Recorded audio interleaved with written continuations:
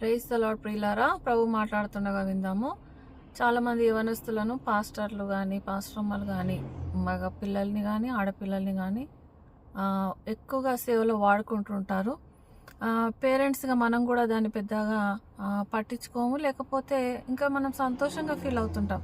ఏదో పాటు సేవలో ఉంటే కొంచెం సంతోషమే కదా, వాళ్ళు దేవుని భయం భక్తుల్లో ఉంటారా అని అనుకుంటాం. నా విషయంలో కూడా అలాగే జరిగింది. మా పాపను చర్చిలో చాలా పనులకు వాడుకునేవారు. అసలు ఇంట్లో కంటే కూడా ఆమె బయట ఎక్కువ పని చేసేది చర్చిలో. తర్వాత ఇంకా స్లోగా ఆ పని ఎలా ఉంటుందంటే టయర్డ్ సమ్ అయిపోతుంది. అంత పెద్ద చర్చ్ కాబట్టి ఎంత పని చేసినా వాళ్ళు సరిపోకుండ్రి.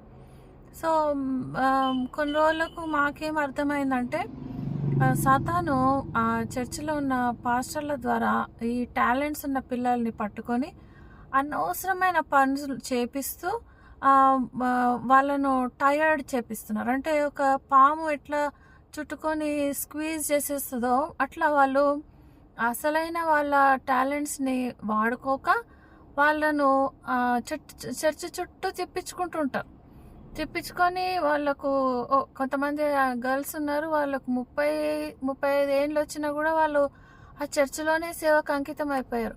అంటే చూడండి, వాళ్ళను సెటిల్ అవ్వనివ్వకుండా కొన్నిసార్లు సేవ అంటూ వాళ్ళకి ఏదో పెద్ద గొప్ప పనులు ఏమి ఇవ్వరు. అక్కడ చాలా చిన్న పనులు ఇస్తూ ఇవన్నీ ఎవరు చేయాలి అది ఇది అంటూ ఆ చర్చికి వాళ్ళను అంకితం చేస్తారు, ఆ ప్లేస్లో వాళ్ళని కట్టేస్తారు.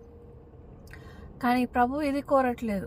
అది చేయడం నేను తప్పనను, కానీ ఎవరిని వీళ్ళు ఎన్నుకుంటారంటే ఎవరైతే బయట సేవ ఉంటుందో వాళ్ళను వీళ్ళు పట్టేసుకుంటారు, అంటే బయటికి వెళ్ళనివ్వరు అన్నట్టు. సో దేవుని చిత్తం వాళ్ళలో జరగకుండా వీళ్ళు ఒక కన్నేసి ఉండి వాళ్ళను బిజీగా పెట్టేస్తారు. మనం కూడా ఏమనుకుంటామంటే ఇది కూడా సేవనే కదా, కొన్ని రోజులు చేస్తే ఏమవుతుంది అని అనుకుంటాం. ఆ కొన్ని రోజులలోనే వాళ్ళ ఫౌండేషన్ని వాళ్ళు మార్చేస్తారు. సో దేవుడు మాకు ఇలా చెప్పినప్పుడు మేము బయటికి రావడం జరిగింది ఆ చర్చ్ నుంచి. తర్వాత దేవుడు గొప్పగా మా పిల్లల్ని యూట్యూబ్లో పాటల్లో వాక్యం చెప్పడంలో ఇలా వాడుకుంటున్నాడు. అప్పుడు నాకు అర్థమైంది, సాతాను మనకు ఎంత ఇన్ఫీరియర్ పనులు ఇస్తాడు కదా, మనల్ని ఎంత బిజీ పెడతాడు. ఇప్పుడు ఎంత ఫ్రీగా వాళ్ళ దేవునిలో ఉండి దేవుని సేవ చేస్తూ ఉంటే అది డిఫరెన్స్ నేను చూసినప్పుడు నేను అదే యవనస్తులకు చెప్తున్నాను.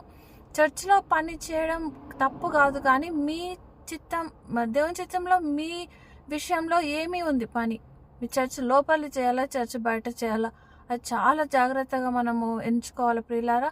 దేవుడు మనందరికి కావాల్సిన పరలోక జ్ఞానంని దయచేయండి.